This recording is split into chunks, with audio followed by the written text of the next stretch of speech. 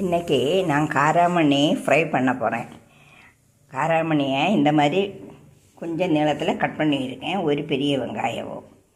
கடாயில் 2 ஸ்பூன் எண்ணெய் ஊற்றியிருக்கேன். கடுகு, வற்றல் மிளகாய், கறிவேப்பிலை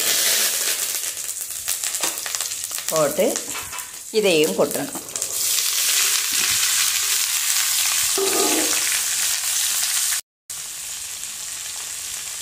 அதில் கொஞ்சம் சால்ட்டும் போட்டு நல்லா கிளறி கொடுக்கணும்.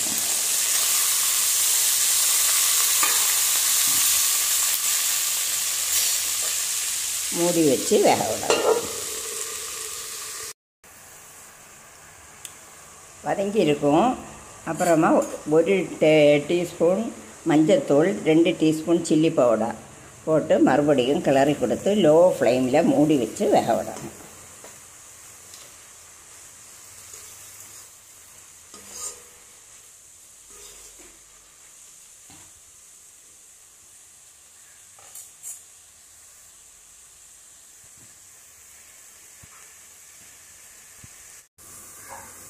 வெந்திருக்கும்.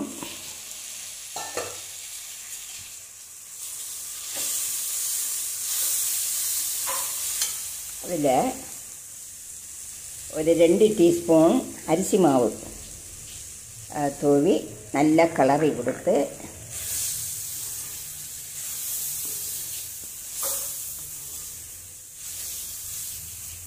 இந்த மாதிரி பரட்டி வச்சு வேக விடணும். காராமணி ஃப்ரை சரியாயிடுச்சு. சால்ட்டெல்லாம் சரியாக இருக்கான்னு பார்த்துக்கணும்.